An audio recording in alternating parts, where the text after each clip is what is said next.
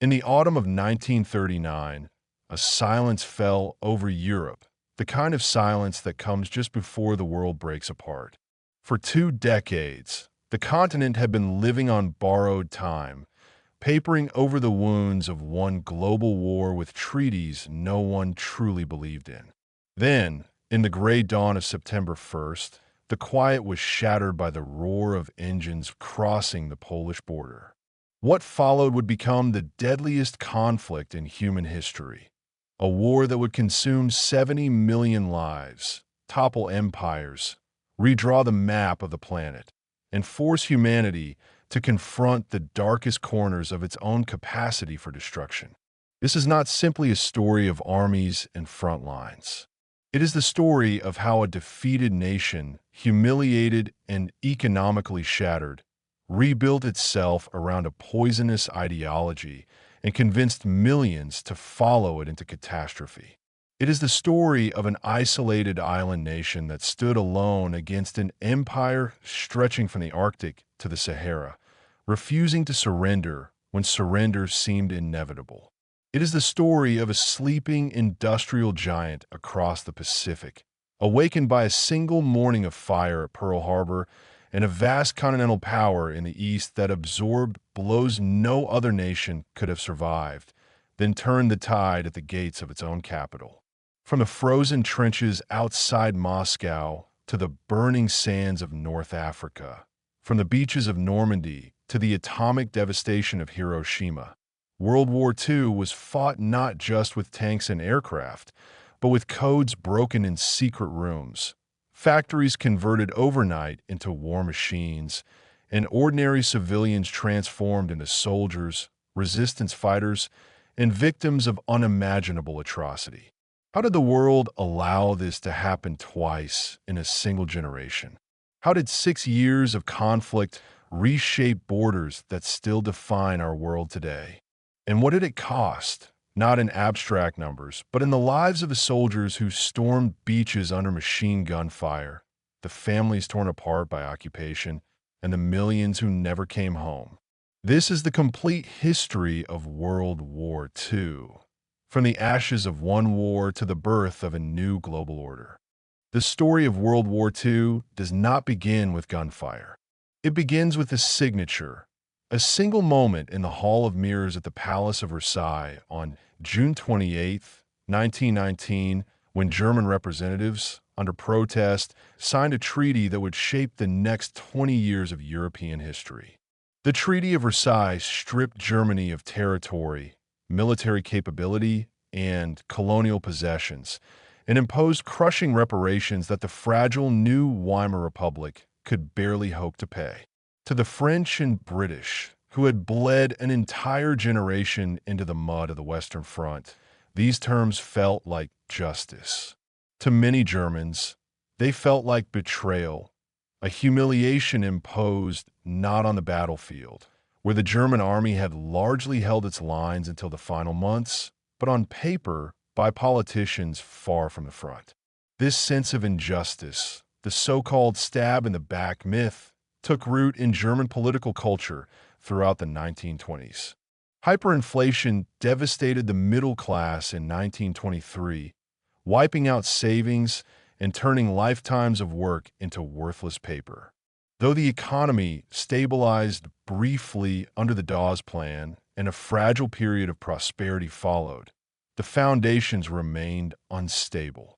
When the Wall Street crash of 1929 triggered a global depression, Germany was among the hardest hit. American loans that had propped up the German economy were recalled.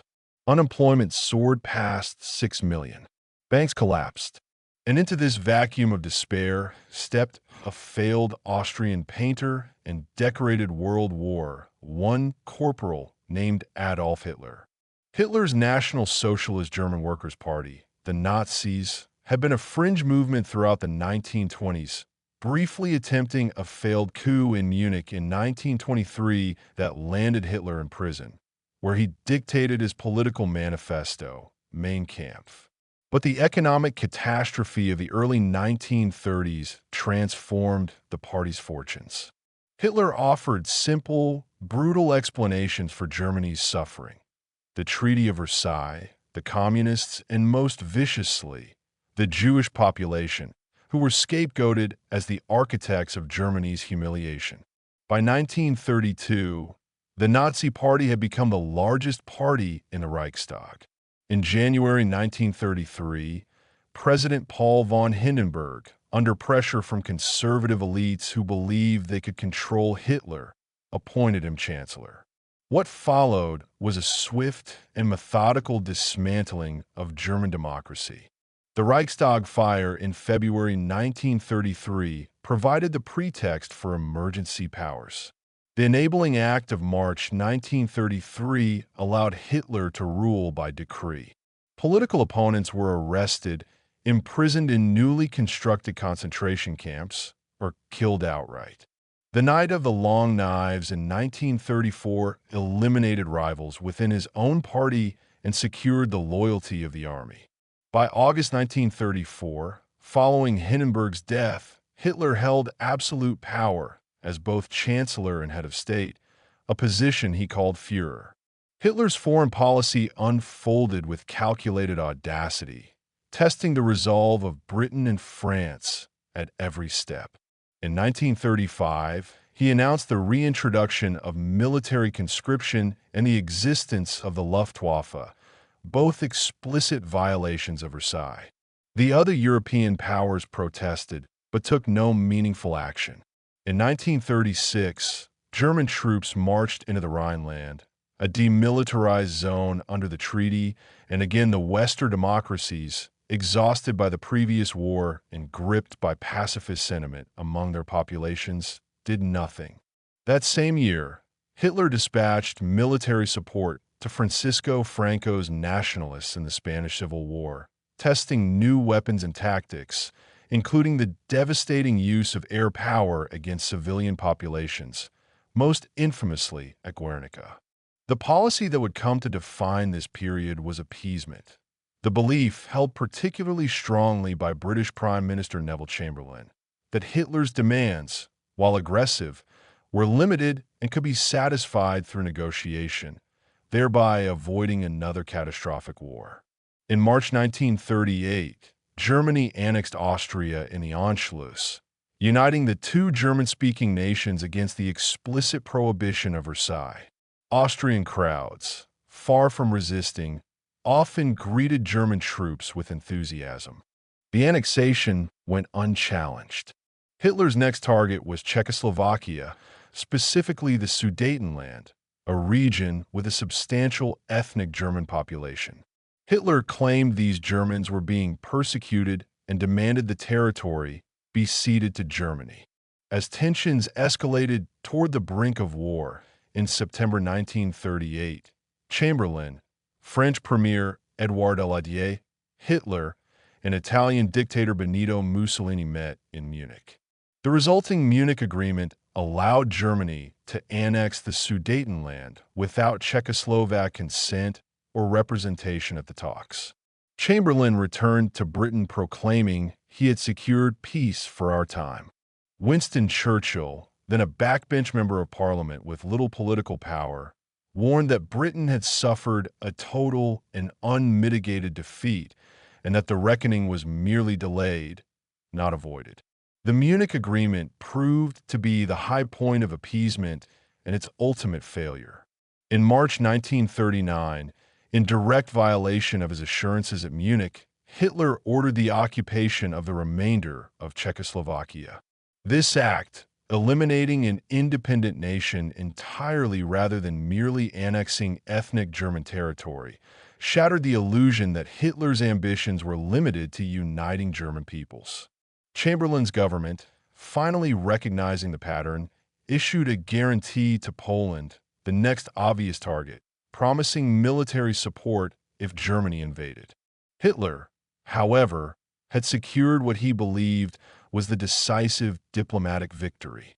In August 1939, Nazi Germany and the Soviet Union, ideological enemies who had spent years denouncing each other, shocked the world by signing the Molotov-Ribbentrop Pact, a non-aggression treaty that included a secret protocol dividing Eastern Europe into spheres of influence. For Hitler, this neutralized the threat of a two-front war and freed him to invade Poland without fear of Soviet intervention. For Stalin, the pact bought crucial time to prepare Soviet defenses and extended Soviet territory westward. On September 1, 1939, German forces crossed into Poland in overwhelming force, employing a new style of warfare that would soon earn its own name, Blitzkrieg, or Lightning War. Fast-moving armored divisions, supported by dive bombers and motorized infantry, shattered Polish defenses through speed and coordination rather than the grinding attrition of the previous war. Poland's military, though courageous, was structurally unprepared for this new form of combat. Britain and France, honoring their guarantee, declared war on Germany on September 3, 1939. World War II had begun. Within weeks, Soviet forces invaded Poland from the east, fulfilling the secret terms of the Molotov-Ribbentrop Pact, and the nation was partitioned between the two powers by the end of September. Polish military and political leadership fled into exile, and a brutal occupation began on both sides of the new partition line, with the Nazi regime initiating policies that would foreshadow the horrors to come across the rest of occupied Europe, including the mass execution of Polish intellectuals, clergy, and military officers, and the earliest ghettoization of Polish Jewish communities into segregated urban districts under increasingly desperate conditions.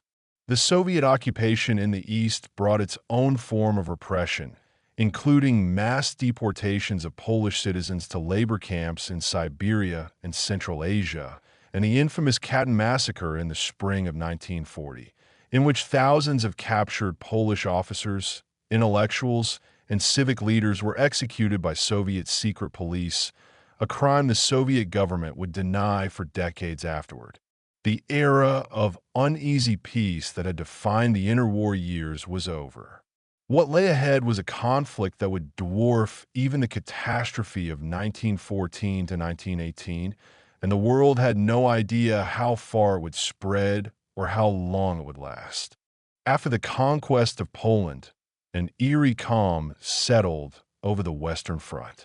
British and French troops manned defensive positions along the Maginot Line, while German forces regrouped, and newspapers on both sides began calling this strange stalemate the phony war.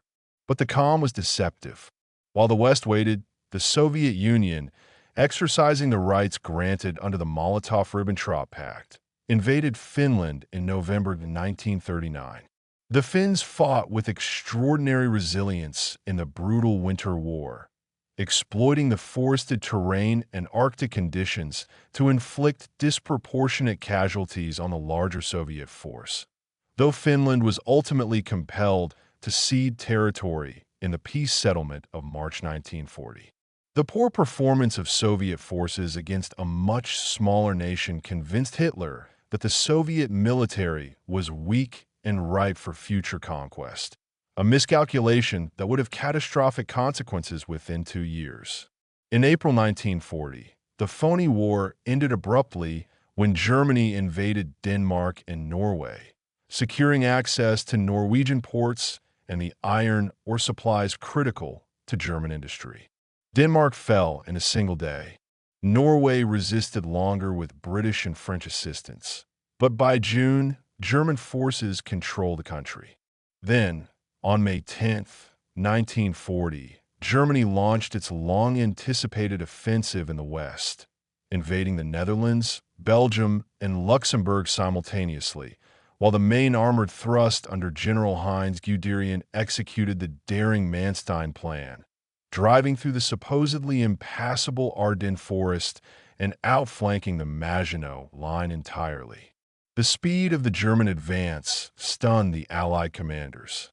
Panzer divisions reached the English Channel within 10 days, splitting the Allied armies in two and trapping British and French forces in a shrinking pocket around the port of Dunkirk. What followed was one of the most consequential evacuations in military history. Between May 26th and June 4th, 1940, a hastily assembled fleet of Royal Navy vessels, civilian fishing boats, and pleasure craft evacuated over 338,000 British and French soldiers from the beaches of Dunkirk under constant German air attack. The evacuation, codenamed Operation Dynamo, saved the core of the British Expeditionary Force, though virtually all its heavy equipment was abandoned on the beaches. Hitler's decision to halt his armored divisions outside Dunkirk for several critical days, a controversial choice still debated by historians, allowed the evacuation to succeed on the scale it did. With Britain's army back across the Channel but stripped of its equipment, France stood alone against the German onslaught. Paris fell on June 14, 1940, and on June 22, France formally surrendered. The armistice, signed in the same railway carriage used for Germany's humiliation in 1918, split France into a German-occupied northern zone and a nominally independent southern state governed from the town of Vichy under Marshal Philippe Pétain, a regime that would collaborate extensively with Nazi policies, including the deportation of French Jews. Britain now stood entirely alone in Western Europe against the full weight of German military power. Winston Churchill, who had replaced Chamberlain as Prime Minister in May 1940, rallied the nation with defiant rhetoric, famously vowing that Britain would fight on the beaches, in the fields, and in the streets, and would never surrender. Hitler, anticipating a quick British capitulation or negotiated peace, was forced to consider invasion. Operation Sea Lion, the planned amphibious assault on Britain, required German air superiority over the English Channel as a precondition, and so began the Battle of Britain in the summer of 1940. The Royal Air Force, though outnumbered, possessed critical advantages. The Spitfire and Hurricane fighters were excellent defensive aircraft. The chain-home radar system provided early warning of incoming raids, and pilots fighting over their own territory could be recovered and returned to combat if they survived being shot down, unlike their German counterparts. Throughout the summer and into the autumn of 1940, German bombers and fighters engaged the RAF in continuous aerial combat. When Germany shifted strategy in September to the bombing of London and other major cities, a campaign that became known as the Blitz, civilian populations endured nightly air raids that killed tens of thousands and devastated entire neighborhoods. Yet British morale, contrary to German expectations, did not collapse. By October 1940, Hitler postponed Operation Sea Lion indefinitely. Britain had survived, and the myth of German invincibility had suffered its first serious crack. While the air war over Britain raged, the conflict expanded into the Mediterranean and North Africa. Italy, under Mussolini, had entered the war in June 1940, hoping to share in the spoils of an apparently inevitable Axis victory. Italian forces invaded British-held Egypt from Libya and attacked Greece from Albania, but both offensives faltered badly. British Commonwealth forces, including troops from Australia, India, and New Zealand, routed the Italians in North Africa, capturing huge numbers of prisoners. In Greece, Italian forces were pushed back into Albania by a determined Greek defense. These humiliating setbacks forced Hitler to intervene to rescue his Axis partner, diverting German resources to North Africa under General Erwin Rommel, who would earn the nickname the Desert Fox for his tactical brilliance, and to the Balkans, where German forces conquered Yugoslavia and Greece in rapid campaigns during April 1941. These Balkan and North African diversions, while ultimately successful, delayed Hitler's primary strategic objective by several crucial weeks: the invasion of the Soviet Union. Despite the existing non-aggression pact, Hitler had always viewed the Soviet Union as Nazi Germany's ultimate ideological enemy and the source of essential agricultural and resource wealth needed to sustain his vision of a German-dominated Europe. On June 22, 1941, Germany launched Operation Barbarossa, the largest land invasion in human history, with over 3 million Axis troops crossing into Soviet territory along a front stretching nearly 2,000 miles. The initial results were catastrophic for the Soviet Union. Stalin had ignored repeated intelligence warnings of the impending invasion, and Soviet forces were caught dangerously unprepared. German panzer divisions executed massive encirclement operations, capturing hundreds of thousands of Soviet soldiers in the opening weeks alone. Kiev fell in September 1941 in one of the largest encirclements in military history, with over 600,000 Soviet troops captured. By October, German forces stood within striking distance of Moscow itself, and many observers in both Allied and Axis capitals believed Soviet collapse was imminent. Yet the vastness of Russian territory, the brutal onset of winter, and the resilience of the Soviet population combined to halt the German advance just short of total victory. German supply lines, stretched to their breaking point across hundreds of miles of poor roads, struggled to keep pace with the advancing armies. Soviet industry, evacuated wholesale to the Ural Mountains and beyond German reach, continued producing tanks and aircraft even as German forces approached the gates of the capital. In December 1941, as temperatures plunged and German forces, equipped for a quick summer campaign rather than a prolonged winter war, began to falter from exhaustion and frostbite, the Red Army launched a counteroffensive that pushed German forces back from the outskirts of Moscow. The myth of German invincibility, already cracked over the skies of Britain, was now shattered on the snowy fields outside the Soviet capital.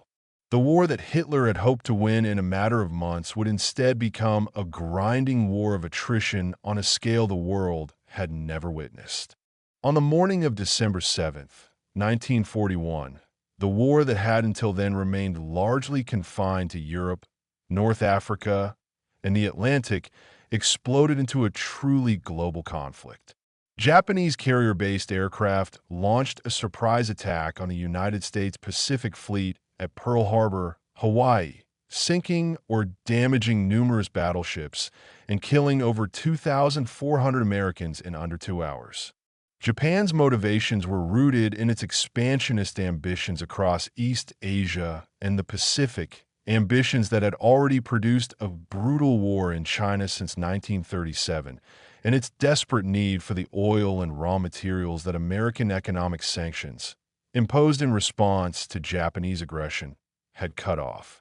Japanese strategists calculated that a devastating preemptive strike against the American fleet would buy time to seize resource-rich territories in Southeast Asia before the United States could mobilize its vastly superior industrial capacity.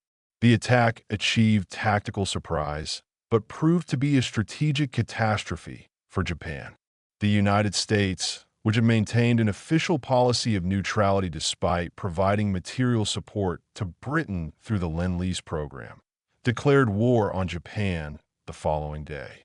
Germany and Italy, honoring their alliance with Japan under the Tripartite Pact, declared war on the United States days later, a decision historians regard as one of Hitler's most consequential strategic errors, since it brought the full might of American industry directly into the European conflict far sooner than might otherwise have occurred. Japan's initial offensives across the Pacific and Southeast Asia proceeded with stunning speed. The Philippines, Malaya, Singapore, the Dutch East Indies, and Burma fell in rapid succession during the first months of 1942. The fall of Singapore in February 1942, where a much larger British and Commonwealth garrison surrendered to a smaller Japanese force, was described by Churchill as the worst disaster in British military history. American forces in the Philippines, under General Douglas MacArthur, were forced to withdraw, and the subsequent Bataan Death March, in which thousands of American and Filipino prisoners died from brutal mistreatment, during a forced transfer, became a searing symbol of Japanese conduct toward prisoners of war. The tide in the Pacific began to turn in mid-1942 through a combination of American code-breaking and naval air power. At the Battle of the Coral Sea in May 1942, American and Japanese carrier fleets fought to a tactical draw, but the strategic initiative began shifting. The decisive moment came the following month at the Battle of Midway, where American cryptographers, having broken Japanese naval codes, anticipated a planned attack on Midway Atoll and positioned American carriers to ambush the Japanese fleet. Over 4 days in June 1942, American aircraft sank 4 Japanese aircraft carriers, a loss from which the Imperial Japanese Navy never fully recovered. Midway is widely regarded by historians as the turning point of the Pacific War, halting Japanese expansion and shifting strategic momentum permanently toward the United States. While the Pacific War unfolded, the Eastern Front remained the largest and most lethal theater of the entire conflict. Having failed to take Moscow, Hitler redirected German strategy in 1942 toward the oil-rich Caucasus region and the city of Stalingrad on the Volga River, a target chosen partly for its strategic value and partly for its symbolic association with Stalin's name. The Battle of Stalingrad, beginning in August 1942, became one of the most brutal engagements in military history, with fighting reduced to house, room-to-room combat amid the rubble of a destroyed city. German forces under General Friedrich Paulus became increasingly overextended as Soviet forces under General Georgy Zhukov executed a massive encirclement operation, Operation Uranus, in November 1942, trapping the entire German Sixth Army within the city. Hitler refused to authorize a breakout or retreat, insisting the trapped forces hold their position despite dwindling supplies, ammunition, and food, and despite the brutal Russian winter. By early February 1943, with his forces starving, frozen, and out of ammunition, Paulus surrendered, defying Hitler's explicit orders. The Battle of Stalingrad resulted in approximately 2 million total casualties and marked the definitive turning point on the Eastern Front. Germany would never again hold the strategic initiative in the East, and the long, grinding retreat toward Berlin had effectively begun, though it would take more than 2 additional years of brutal fighting to complete. Simultaneously, the war in North Africa reached its own decisive conclusion. General Rommel's Africa Corps had pushed British forces back to El Alamein in Egypt by mid-1942, threatening the vital Suez Canal.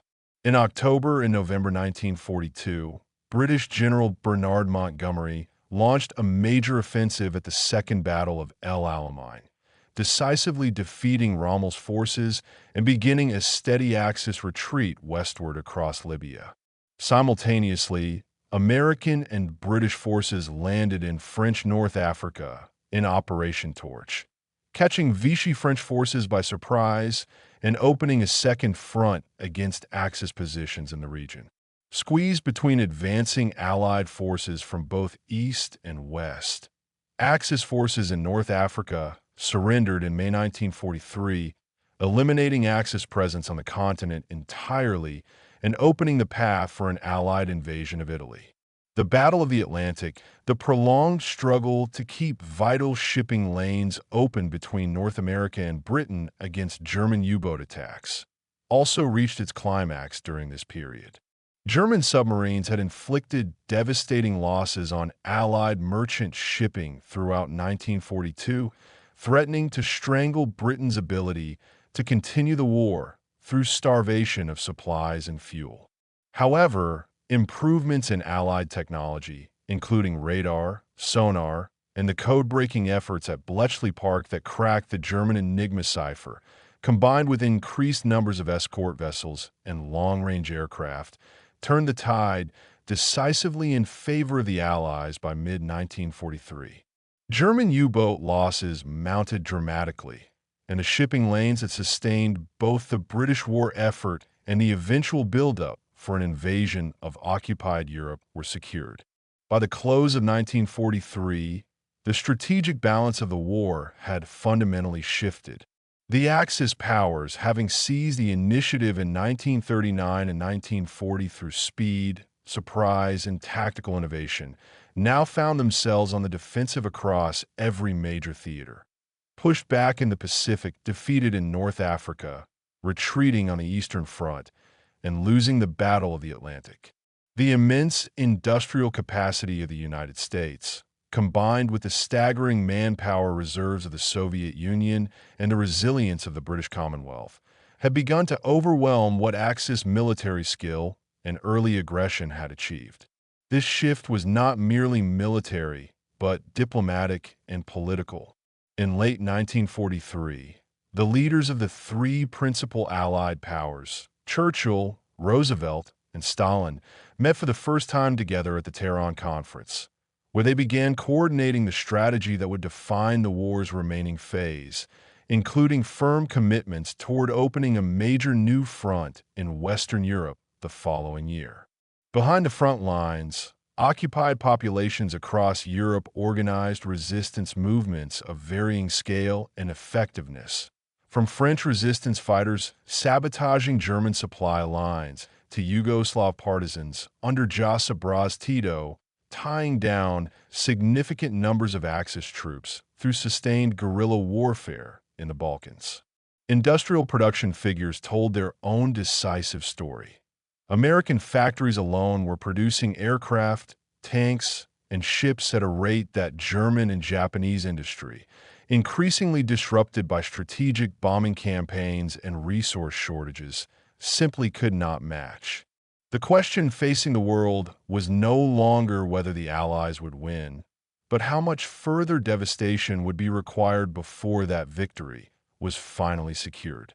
With the strategic initiative firmly in Allied hands by mid-1943, the war entered its final and most destructive phase, one defined by the relentless, coordinated advance of Allied forces from multiple directions simultaneously. In July 1943, Allied forces invaded Sicily, beginning the campaign to knock Italy out of the war. The Italian government, recognizing the hopelessness of continued resistance, deposed Mussolini that same month, and a new government signed an armistice with the Allies in September. Germany, however, refused to abandon the Italian peninsula, rapidly occupying the country, rescuing Mussolini in a daring commando raid, and establishing fierce defensive lines across the mountainous terrain that would make the Italian campaign a grueling, slow-moving struggle lasting until the war's final days. On the Eastern Front, the largest tank battle in history unfolded at Kursk in July 1943, where Germany launched a final major offensive attempting to regain the initiative lost at Stalingrad. Soviet forces, forewarned and heavily fortified, absorbed the German assault and then launched a massive counteroffensive that pushed German forces into a continuous, grinding retreat that would not stop until Soviet troops reached Berlin itself. The scale of fighting on the Eastern Front throughout this period dwarfed anything occurring in Western Europe, accounting for the overwhelming majority of German military casualties throughout the entire war. In the Pacific, American forces pursued a strategy of island hopping, bypassing heavily fortified Japanese positions to seize strategically vital islands that brought American bombers progressively closer to the Japanese home islands. Battles at Tarawa, the Marshall Islands, Saipan, and the Philippine Sea inflicted enormous casualties on Japanese forces, who increasingly fought with a fanatical refusal to surrender, including the emergence of kamikaze suicide attacks against Allied naval vessels beginning in late 1944. The reconquest of the Philippines, fulfilling MacArthur's famous promise to return, culminated in the largest naval battle of the war at Leyte Gulf in October 1944, which effectively destroyed what remained of Japan's capacity to conduct major naval operations. The most pivotal moment of the Western European campaign arrived on June 6, 1944, D-Day. After years of meticulous planning and an elaborate deception campaign designed to convince German commanders that the main invasion would target a different location, Allied forces launched the largest amphibious invasion in history across the beaches of Normandy, France. Under the overall command of American General Dwight Eisenhower, American, British, Canadian, and other Allied troops stormed 5 designated beaches, codenamed Utah, Omaha, Gold, Juno, and Sword, supported by extensive naval bombardment and airborne troops dropped behind German lines. The fighting at Omaha Beach proved particularly costly, with American forces suffering heavy casualties against well-prepared German defensive positions before finally breaking through. Despite the staggering human cost, the invasion succeeded in establishing a foothold in occupied France, and within weeks, Allied forces had landed enough troops and material to begin the liberation of Western Europe in earnest. The subsequent months saw the rapid liberation of France, with Paris freed in August 1944, followed by the liberation of Belgium and advances toward the German border itself. German resistance stiffened considerably as Allied forces approached the heavily fortified western frontier. In December 1944, Hitler launched a desperate final offensive in the Ardennes forest, hoping to split the Allied armies and force a negotiated peace, an operation that became known as the Battle of the Bulge. Despite initial German success and severe weather that grounded Allied air support, American forces, particularly the besieged defenders at Bastogne, held their ground long enough for reinforcements and improved weather to turn the battle decisively against Germany by January 1945. The offensive exhausted Germany's last significant reserves of armor and fuel, hastening the final collapse. As 1945 began, Germany faced annihilation from both east and west simultaneously. Soviet forces launched a massive winter offensive that carried them across Poland and into German territory itself, while Western Allied forces crossed the Rhine River in March 1945. The advancing Soviet army, having endured years of devastating occupation and atrocity within their own territory, committed widespread atrocities of their own as they advanced through German lands, a grim reflection of the unprecedented brutality that had characterized the entire Eastern Front. As Allied and Soviet forces advanced into German-held territory throughout this final period, they began liberating the network of concentration and extermination camps that had been central to the Nazi regime's systematic genocide of European Jews and other targeted groups, revealing the full, almost incomprehensible scale of the Holocaust to a horrified world. Approximately 6 million Jews, along with millions of other victims, including Roma people, disabled individuals, political prisoners, and Soviet prisoners of war, had been murdered through systematic execution, forced labor, starvation, and industrialized killing in facilities specifically designed for mass murder. Berlin itself became the final battleground of the European war. Soviet forces, having raced westward in competition with their own commanders for the prestige of capturing the Nazi capital, encircled the city by late April 1945. Amid the ruins of his capital, with Soviet artillery audible from his underground bunker, Adolf Hitler married his longtime companion Eva Braun and then took his own life on April 30th, 1945, as Soviet forces fought their way through the surrounding streets. Berlin formally surrendered on May 2nd. Germany's unconditional surrender to the Allied powers was signed on May 8th, 1945, a date that became known as Victory in Europe Day, bringing 6 years of warfare on the European continent to its conclusion. The war in the Pacific, however, continued for several more brutal months. American forces captured Iwo Jima in February and March 1945 and Okinawa between April and June. Battles characterized by ferocious Japanese resistance and staggering casualties on both sides that offered a grim preview of what an invasion of the Japanese home islands themselves might cost. American planners estimated that such an invasion could result in casualties numbering in the hundreds of thousands or more.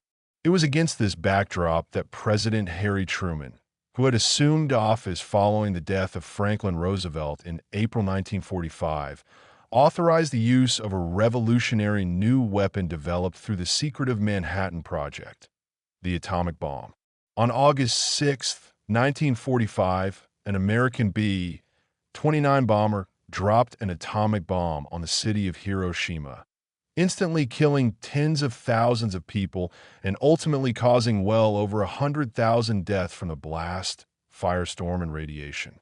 When Japan's government did not immediately surrender, a second atomic bomb was dropped on Nagasaki on August 9th, causing further devastating loss of life.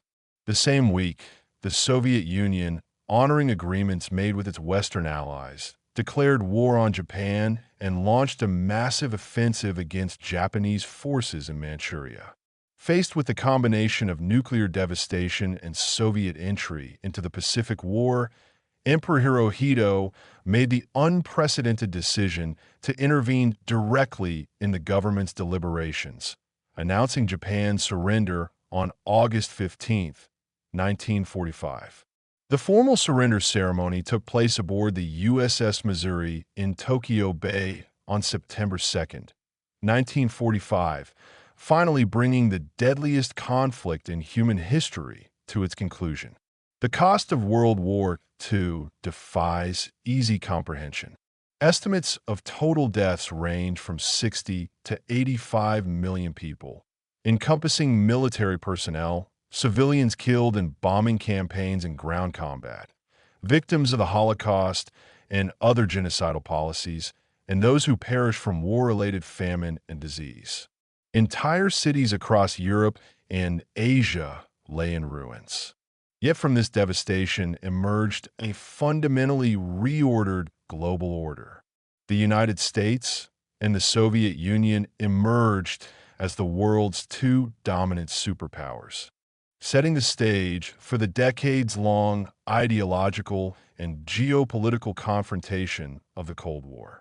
The United Nations was established in 1945 in an effort to prevent future global conflicts through collective diplomacy.